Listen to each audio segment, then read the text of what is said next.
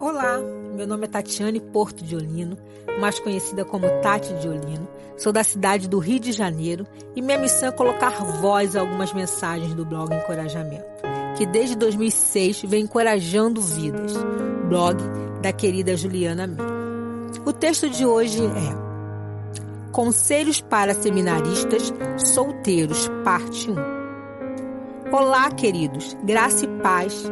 Pedi para algumas mulheres que estimo me ajudarem a construir um texto com conselhos para seminaristas solteiros e candidatas à esposa de pastor.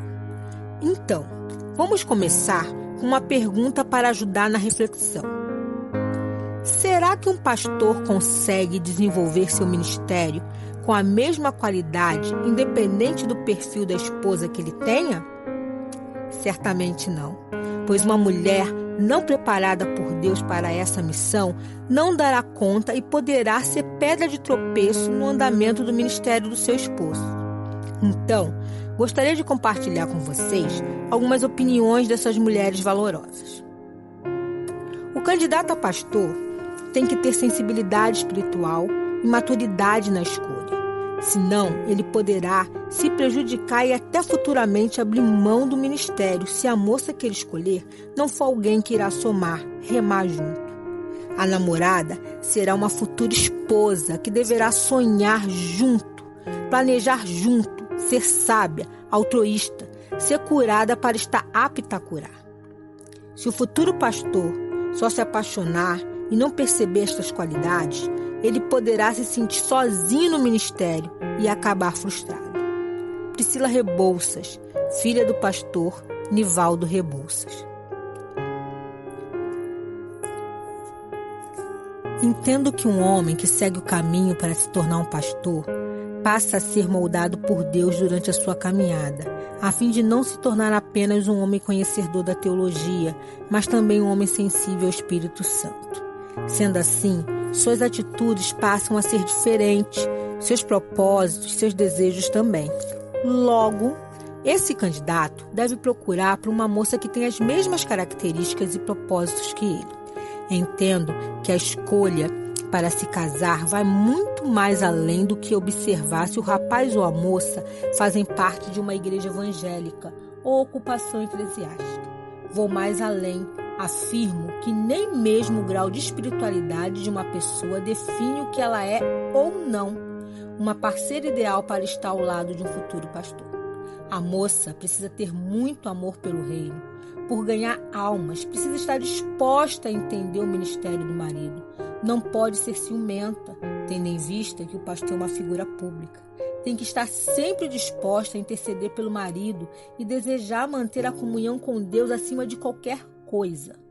Jordana França, esposa do aspirante Marcel França.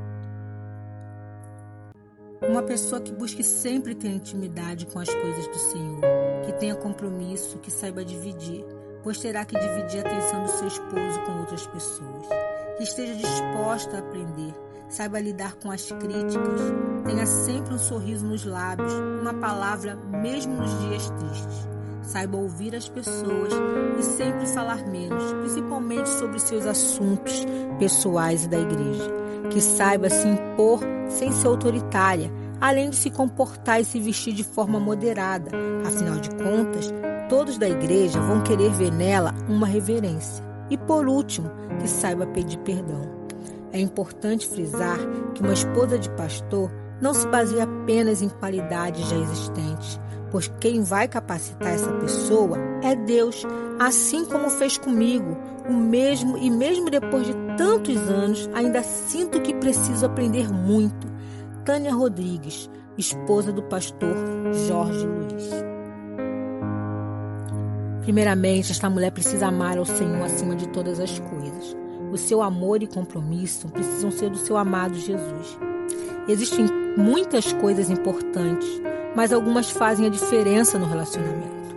Primeiro, a mulher precisa aprender a amar o ministério do esposo e entender que ser mulher de pastor também é um ministério.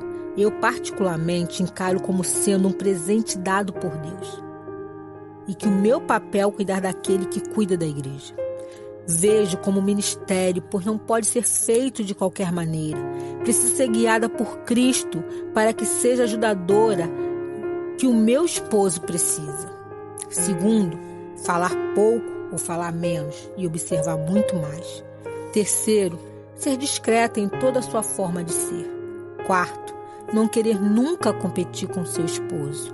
Quinto, saber diferenciar entre a igreja e casa. Em casa, é meu marido, mas na igreja, preciso respeitá-lo como pastor da igreja. Sexto, ser companheira de ministério. Sétimo, cuidar do seu marido, de suas roupas, de suas coisas. Isso é importante. Oitavo, que não seja egoísta, porque o que mais fará em sua vida vai ser dividir o seu esposo, sua casa, seu tempo e etc. Nono, ter um coração de serva, ter o mesmo sentimento que houve em Jesus Cristo. Décimo, ser uma mulher de oração e não de falação.